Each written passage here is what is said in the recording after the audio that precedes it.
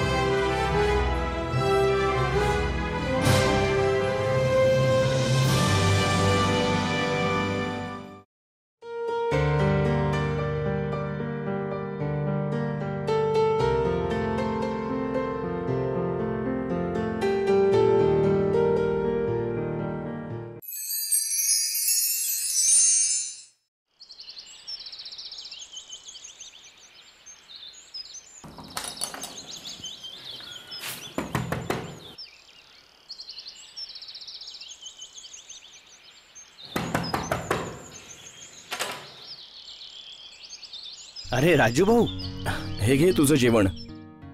अरे राजू भाऊ, का रोज रोज माझ्यासाठी त्रास करून घेता? जेव्हापासून माझा हात भाजलाय रोज तुम्ही माझ्यासाठी जेवण बनवून आणता. इतकं तर कोणी आपला माणूस पण नाही करत राजू भाऊ. या सर्व गोष्टी सोड दिनेश, तू मला सांग तुझा हात कसा आहे? पहिल्यापेक्षा बरा आहे राजू भाऊ. लवकरच बरा होशील तू. तू बस स्वतःची काळजी घे, समजलास? येतो आता. हं?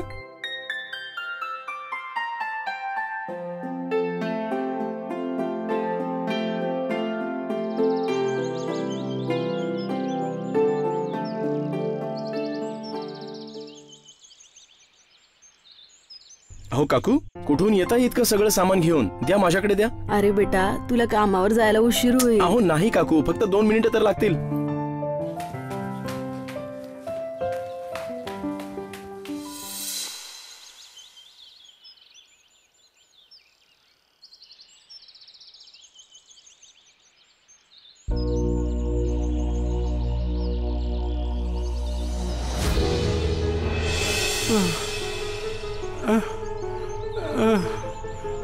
काय झालं यांना?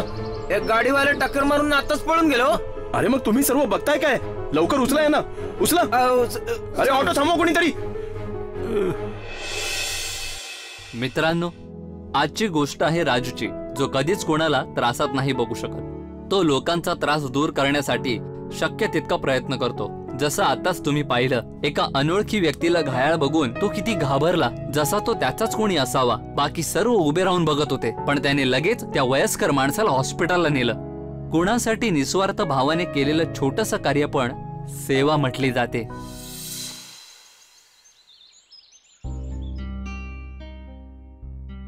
डॉक्टर साहेब, आता कशी तब्येत आहे यांची? हे बघा, आता ते बरे आहेत, पण बहुतेक त्यांची स्मृती गेली आहे. यामुळे त्यांना स्वतःचं नावही आठवत नाही. एक सांगा, त्यांचं नाव काय आहे? नाही, माहित नाही. माहित नाही म्हणजे तुमचे कोणी लागत नाही ते? नाही नाही डॉक्टर साहेब, ते मी रस्त्याने येत होतो आणि मी पाहिलं की यांचा ऍक्सिडेंट झालाय आणि डोक्याला खूप मोठी जखम झाली आहे. तर बस मी यांना सरळ इथे घेऊन आलो. डॉक्टर साहेब, यांची स्मृती परत कधी येईल ते मी आता काही सांगू शकत नाही. 1 दिवस, 1 आठवडा, 1 महिना किंवा 1 वर्षही लागू शकतं. त्यांच्या डोक्याला फार मोठी जखम झाली. जर जबरदस्तीने त्यांची स्मृती परत आणण्याचा प्रयत्न केला गेला तर त्यांना ब्रेन हॅमरेज पण होऊ शकतो, ज्याच्यामुळे त्यांचा जीवही जाऊ शकतो. डॉक्टर साहेब, तसं यांना इथून डिस्चार्ज कधीपर्यंत मिळेल? हे बघा, 2-3 दिवसात त्यांना डिस्चार्ज मिळेल. मग तुम्हाला वाटलं तर तुम्ही यांना वृद्धाश्रमात सोडू शकता.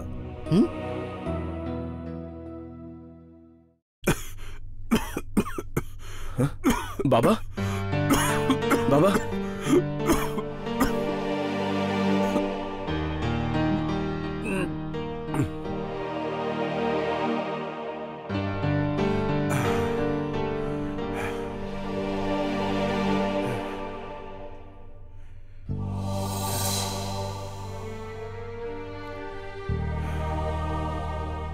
अशा परिस्थितीत वृद्धाश्रम, तिथे यांची काळजी कोण घेणार?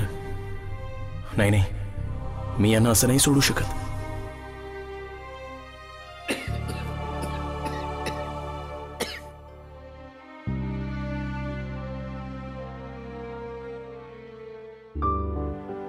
ही काही औषधे आहेत जी 3 महिने चालतील. ही तुम्ही विकत घ्या. डॉक्टर साहेब, मी ठरवलं आहे, मी बाबांना कुठल्या वृद्धाश्रमात न ठेवता माझ्यासोबत घरी घेऊन जाईन, म्हणजे त्यांची मी चांगली काळजी घेऊ शकेन.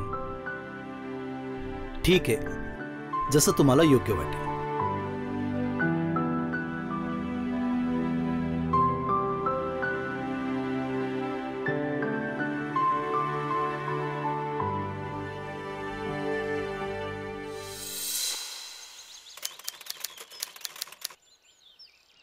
या बाबा, या.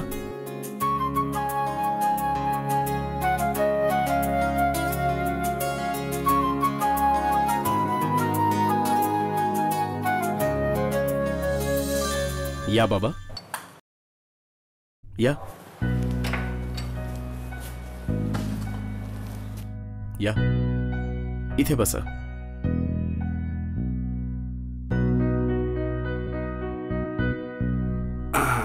मी तुमच्यासाठी गरमागरम चहा बनवून आणतो, ठीक आहे?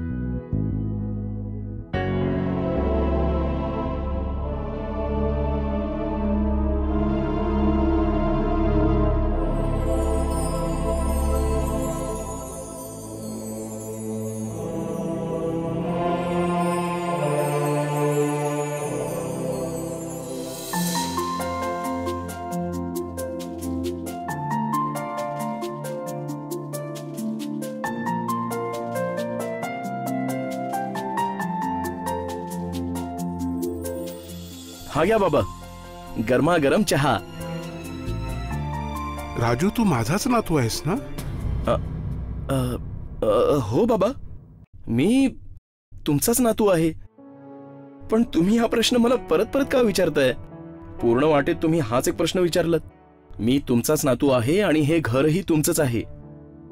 आता तुम्ही चहा प्या. मेंदूवर जास्त ताण नका देऊ. डोक्याला खूप जखम झाली आहे ना, डॉक्टरांनी मनाई पण केली आहे, ठीक आहे?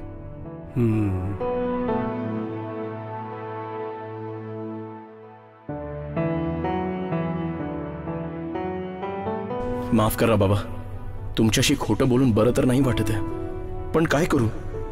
तुमचा जीव वाचवण्यासाठी मी यापेक्षा जास्त तरी काय करू शकतो? राजू एका अनोळखी माणसाला घरी घेऊन आला होता, फक्त यासाठी की त्यांची काळजी नीट घेतली जावी. नेहमी राजूची सवय लोकांना मदत करण्याची होती, पण ह्या वेळेस त्याने एक मोठं पाऊल उचललं होतं. पण राजूची आर्थिक स्थिती अशी नव्हती की त्याने कुणाला जवळ ठेवून त्यांची सेवा करावी. पण राजूने हे नक्की केलं होतं की ते बाबा बरे होईपर्यंत स्वतःजवळच ठेवायचं.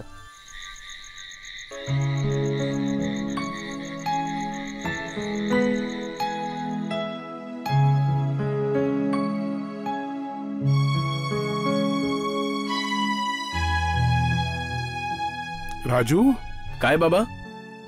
बेटा, माझं नाव काय आहे? नाव म्हणजे गिरधर गोपाल. हेच आहे तुमचं नाव? गिरधर गोपाल. अच्छा, गिरीधर गोपाल. हां, हेच असेल. पण बेटा, तू सांगितलं नाहीस तू काय काम करतोस ते? बाबा, मी फॅक्टरीमध्ये काम करतो. खूप दूर आहे माझी फॅक्टरी. 1 तास लागतो पोहोचायला मला. अरे, आजकालची तुम्ही मुलं काय काम कराल रे? काम तर आम्ही लोक करत होतो. रोज 15-15 किलोमीटर जावं लागायचं कामासाठी. पण कुठे जायचो रे मी? आठवत नाही काही. बेटा मी काय काम करायचो रे? बाबा तुम्ही पण तर फॅक्टरीतच काम करायचात ना, आणि तुमच्या सांगण्यावरूनच तर मला फॅक्टरीमध्ये काम मिळालं होतं ना.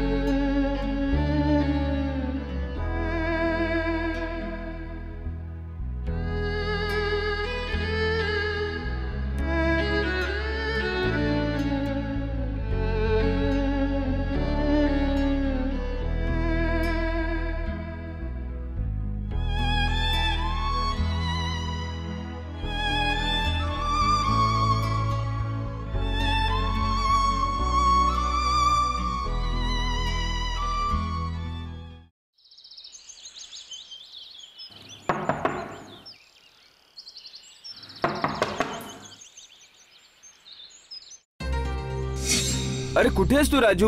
3 दिवसांपासून शोधतोय तुला मी. हा कोण आहे राजू? बाबा हा माझा मित्र रवी आहे. बाबा? बाबा बाबा नमस्ते बाबा. हा सुखी राहा बेटा. बाबा मी लगेच येतो. हा आता लगेच येतो मी. चल ना.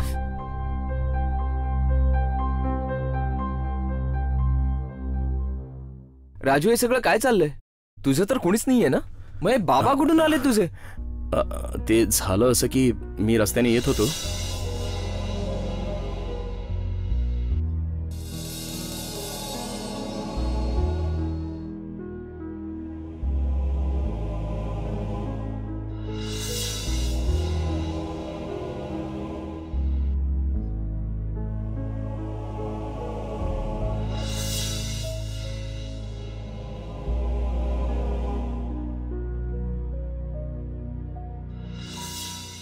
मग मी बाबांना घरी आणलं.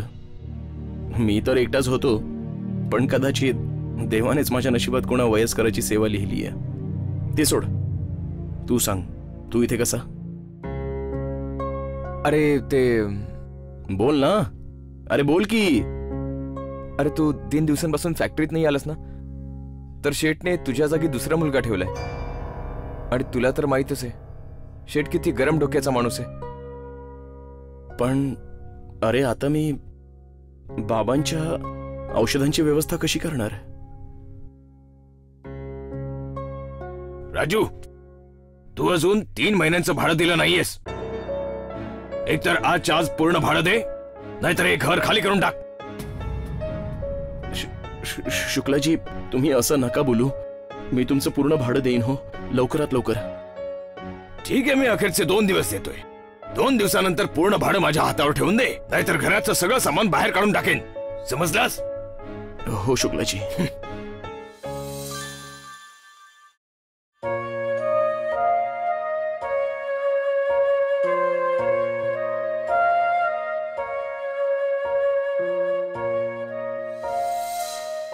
ही काही औषधे आहेत जी 3 महिने चालतील.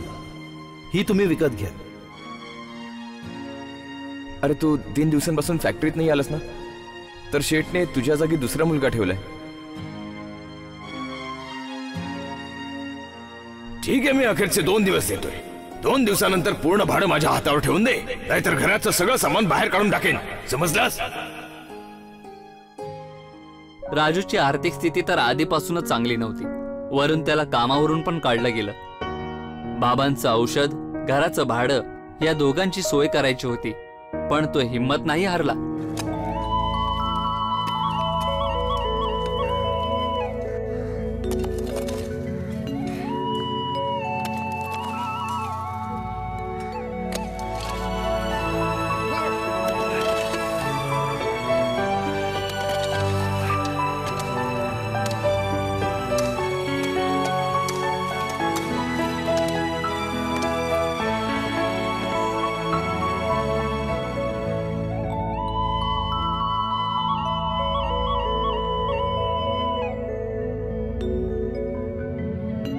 ही घे तुझी आजची मजुरी. खूप खूप धन्यवाद साहेब. अजून कुठलं काम असेल तर नक्की सांगा. हा ठीक आहे. खेळतोस का रे छोटू? हा अरे राजू दादा, ते बाबा तुला शोधत होते. अच्छा ठीक आहे.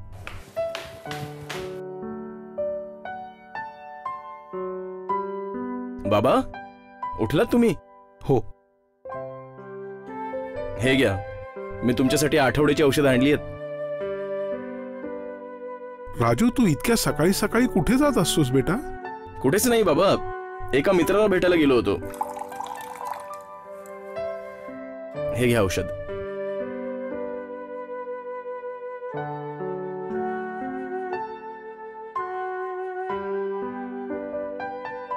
राजू, तू 2 दिवसापासून फॅक्टरीत का नाही जातेस बेटा? ते फॅक्टरीमध्ये सुट्टी चालली आहे ना, पण शेठ खूपच चांगला माणूस आहे. सुट्टीमध्ये पण पूर्ण पगार देतो.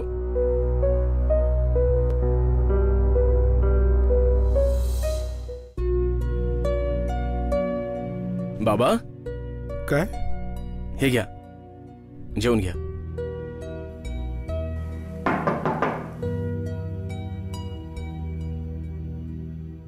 शुक्लाजी तुम्ही? हो मी. जर भाडं देतोयस तरच बोल तू, नाहीतर तुझं सामान बाहेर काढायला सुरुवात करतो मी. शुक्लाजी माझं ऐकून तरी घ्या. अरे गेल्या 3 महिन्यांपासून तुझं ऐकूनच घेतोय रे मी. शुक्लाजी मला एक संधी द्या, मी तुमचे सगळे नाही, आता एक क्षण पण नाही. चल बाहेर निघ इथून. राजू बेटा, काय झालं? आणि कोण आहेत हे? अरे आनंद दादा, तुम्ही ओळखलत का मला तुम्ही? कोण कोण आहात तुम्ही? मी सतीश. तुम्हाला आठवतं जेव्हा मी छोटा होतो, एका चहाच्या दुकानात मी काम करायचो आणि तुम्हीच मला तिथून काढून एका चांगल्याशा शाळेत दाखल केलं होतं. आज मी जो कोणी आहे तुमच्याचमुळे तर आहे. मला तर काहीच आठवत नाहीये.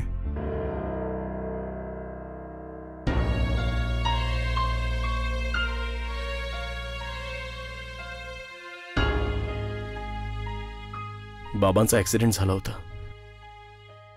त्यांची स्मृती गेली आणि त्यांच्या डोक्याला खोल जखम झाली आहे. डॉक्टरांनी सांगितलं, जर त्यांची स्मृती जबरदस्तीने परत आणण्याचा प्रयत्न केला तर यांचा जीवही जाऊ शकतो.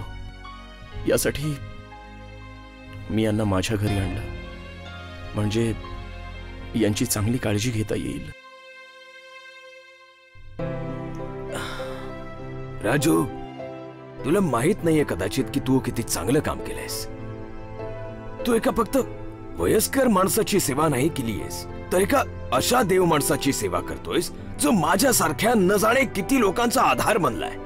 राजू, आजपासून तुला या घराचं भाडं देण्याची काही एक गरज नाहीये. आजपासून हे घर तुझं झालं.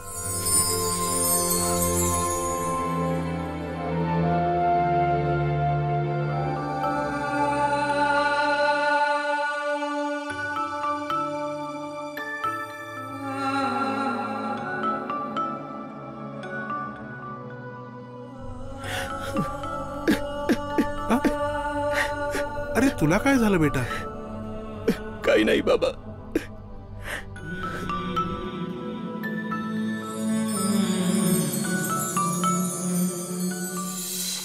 कर्म कर, फळाची अपेक्षा नाही. राजूनेही मन मनात ठेवत नेहमीच लोकांची सेवा केली आणि सेवेच्या बदल्यात कुठल्याच प्रकारच्या मदतीची कधीच अपेक्षा नाही केली. पण तो सर्वांचा हिशोब ठेवत असतो आणि तुम्ही केलेल्या प्रत्येक कर्माचं फळ देत असतो. मी तुम्हा सर्व मित्रांना विनंती करतो की गरजवंतांची सेवा करून बघा. मनाला खूप सुख मिळेल आणि तुमचं जीवन आनंदाने भरून जाईल.